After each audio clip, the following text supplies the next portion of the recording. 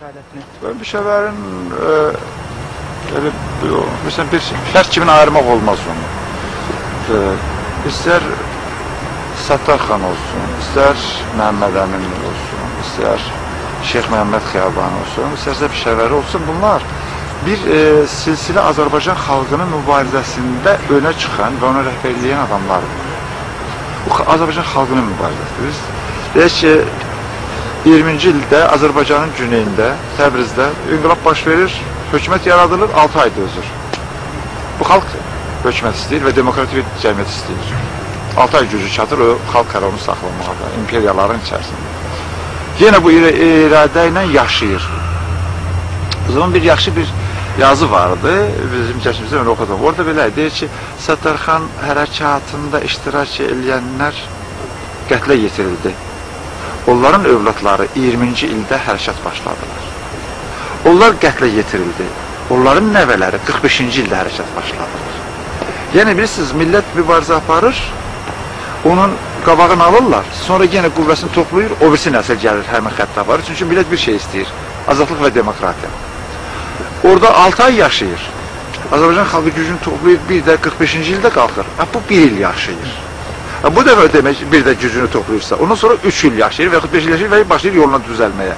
Yəni Azərbaycan xalqı əsrin başlanğıcından indiyə qədər həm Təbrizdə, həm Bakıda azadlıq, azadlıq və demokratiya. Azadlıq bunu istəyir. Bizdə də elə deyək, 23 ay yaşadı 18-20-ci ildə. Gəldilər, məhv elədilər. Bu dəfə deyək, başladıq. İndi biraz deyək, artıq 8 ildə, 10 ildə yaşayırıq. Sən deyək ki, artıq bu, mən inanıram, bu dəfəki Azərbaycan quzeyindəki daimilik olacaq. İndi güneyindəki də yenə bir dəfə olub 6 ay. Səttarxan hərəkatında oldu bir neçə gündə, deyək, bir neçə ay Təbriz müstəqil oldu inqilabçıların əlində. Sonra gəldi isə 20-ci ildə dövlət oldu. Əməlli dövlət elan elədilər, 6 ay yaşadı. Sonra gəldi 45-ci ildə yenə dövlət elan elədilər. Azərbaycan Demokratik Cumhuriyyəti 1 il yaşadı.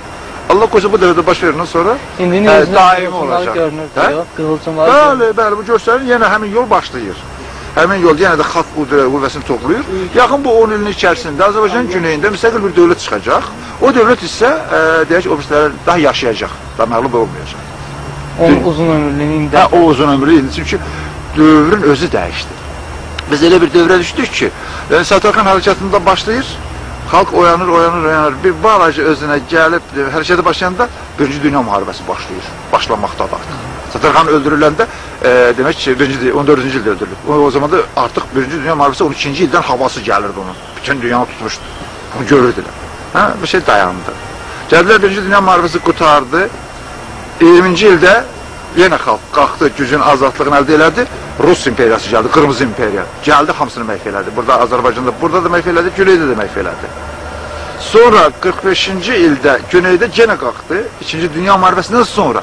2-ci Dünya müharibəsinin ərəfəsində qutaranda. Onda da dünya çalpaşıqdır. İmperiyalar bilmirdi, neynəsin, Çində, nə bilim, məhəllətdəsə dövlət yaranmaq fikirləri gəldi, Çankayşı orada baş qaldırmışdı, Masudun baş qaldırmışdı, Hindistan baş qaldırmışdı, Böyük Britaniya imperiyası içərisindən çalxalanırdı, dünya qaçmışdı bir-birinə, bizi də orada görən yoxdur. Ancaq indi elə deyil, indi dünya sakit.